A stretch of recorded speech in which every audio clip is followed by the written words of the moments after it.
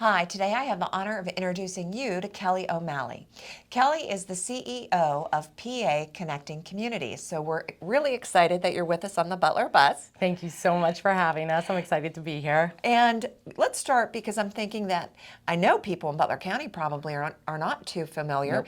And now since you're in Butler County, what is PA Connecting Communities about? So PA Connecting Communities, also known as PACC, we're a 501c3 nonprofit organization that supports people and teenagers to adults with intellectual and developmental disabilities and autism.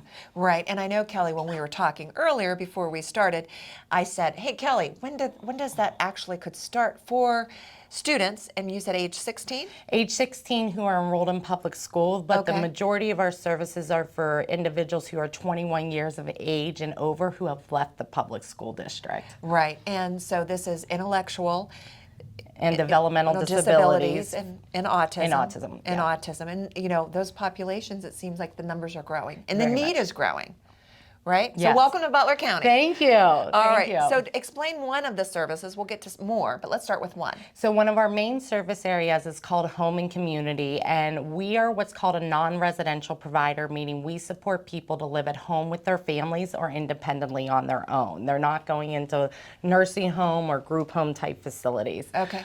So Home and Community is a critical part of that, and what we do is we provide what's called a HAP specialist, one person who picks up one person with intellectual disabilities and takes them out into their local community here in Butler, and what we say is just to have fun. Okay. They take them out maybe to the, bowling, to the movies, up to the Butler meat market and library, anything that they can possibly do that's meaningful to the person with disabilities. And in that, while they're having fun, they're also working on independence and life skill building. Okay. Whether that's, choosing independently on their menus, counting change, street safety, social media safety.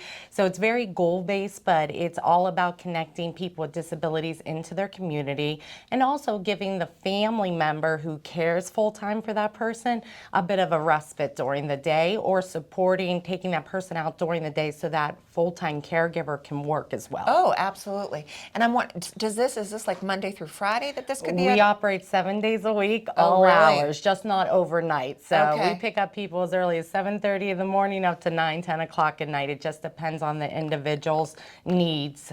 And flexibility and schedule, but that is definitely built in. Yes. So, and that program again is called? Home and Community. Home and Community. For short, it's called HAB services. Okay. And I also know that you offer employment services. Yeah, one of the big crucial factors that the state right now and federal government is really pushing, which is amazing, is making sure that people with disabilities are earning fair wages and no longer in workshops all day. Right. So we provide what's called a job coach or job specialist to work with one person with disabilities to be hired, for example, at their local grocery store. Sure. And we will work with them whether it takes one day or multiple years. Our job coach stays with that person on the job and supports them to learn their job. The company that hires the person with disabilities doesn't have to pay for us as the job coach. They're my employee with PACC. Right. But our long-term goal would be to phase out that person can keep and independent. maintain their job independently. So. Oh, I love that, and definitely is. I'm sure I know this. I have special needs individuals within my own family. Okay. How rewarding that is to be able to contribute and then make money. Yes. Right. I want to pay for my own things and go do some shopping or whatever. Right. Yeah, historically, people with intellectual disabilities worked in workshops where they may literally, even currently this is occurring, might make 10 cents for an entire day's work, putting mailers together. It's horrible and it's ending. So everything that we're doing is about pulling people out of workshops and getting them involved in the community with equal rights as people without disabilities have. So we're very proud of what we do. And I want to say too to local employers, considering hiring, there's so many people who are short-staffed right now, considering hiring people with disabilities, we will come in and train that person to whatever the job duties are. The employer does not have to worry about that. They teach our job coach, and our job coach will work with the person with disabilities. Okay, so we have these, go out into the community, have some fun, programs, Yeah. right? And then you have the employment support. Is there anything else that we're missing that you want to highlight? Yeah, we offer multiple supports. We also offer behavioral supports, and that would be for somebody who might need more intensive supports on the mental or emotional side as well. Supportive employment. Then transition services is for the high school students. So if you're a local area high school student, people with intellectual disabilities in public schools stay in school till they're 21 years of age, 4 years later than other people.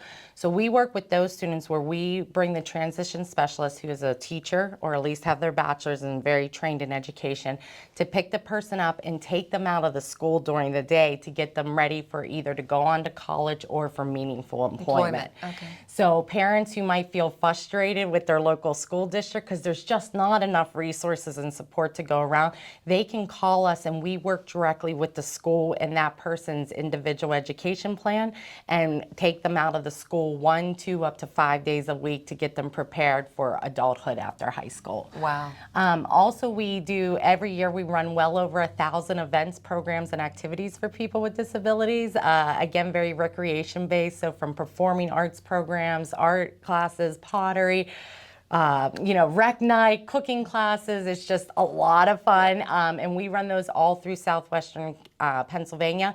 And now this summer, we'll have those events being offered up here in Butler County as well. Right. So I bet you're looking for maybe some places to host some of those. Absolutely. If you are a church, a library, any type of building that has open space that would be willing and welcome to us to come in, we would love to partner with you, and we need some fun space. Okay, good. Well, Kelly, you are definitely very busy.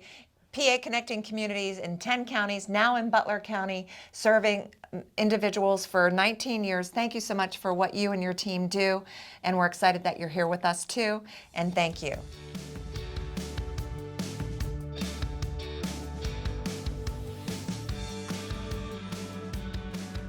Thanks for watching this episode of the Butler Buzz. If you want to see more, just click on the playlist button up here. To keep up to date with all of Armstrong Neighborhood Channel, click on the subscribe button down here. Hey, I suggest you do both. See you next time.